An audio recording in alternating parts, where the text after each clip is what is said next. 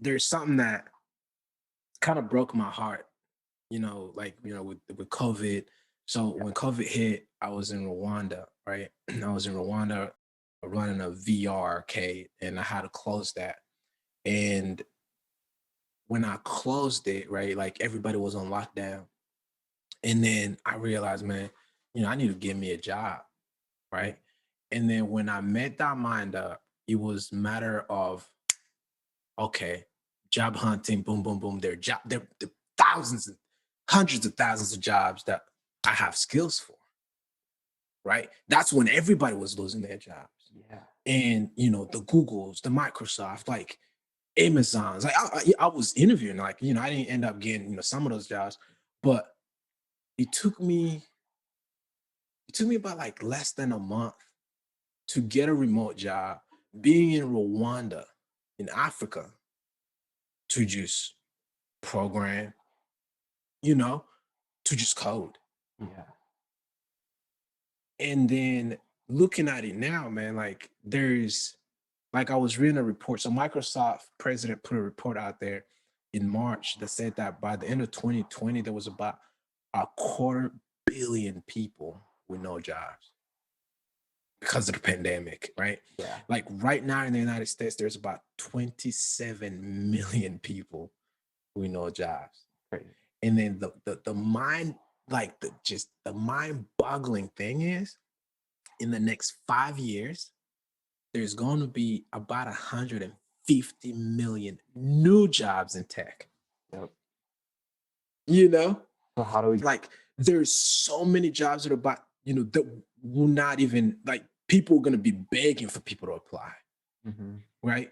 So there's so many people that are probably about to be in your shoes right after the call center trying to figure out how can I get into this tech stuff. I mean, tech does not necessarily mean coding, Mhm. but how do I navigate these things, right? And from your perspective, right, you chose the coding career, the software development career, right? But if you were to tell something to somebody that say grew up, in the south side of Chicago, Mhm. right? That maybe didn't have a friend that was a math teacher that's a software developer, right? That don't know anybody that looks like them, that's anywhere relative, closely related to them, that were able to do that, right? That don't even think that that's for them. They don't even know that's in the cards. You know what I Yeah. mean? Yeah. Like, what would you tell them? I would just say that anyone truly can code if they put their minds to it. And it might seem intimidating at first, but if you hunker down and really put the energy into learning it, you will be able to do it. If you put your mind to it, you could do anything. But I think I think it's true. If you really put the energy into it, like don't compare yourself if someone else like you said, like if they don't have anyone around them, just like try to pick it up and build on any momentum you get. So if you pick some concepts up, just go back to that feeling that like, oh, I finally broke through it, and just have confidence in yourself. And if you really like sat down and put the energy into it, like you can break into Right, the right, tech. And right. what you just mentioned too, I think is really important. Like jobs in tech doesn't mean coding, and there are so many opportunities out there, and you don't know what you don't know.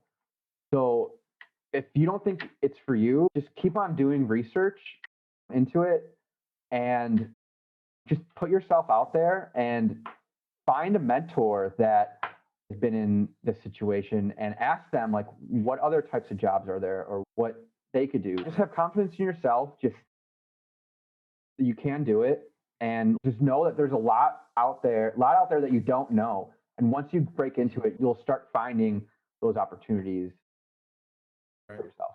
right.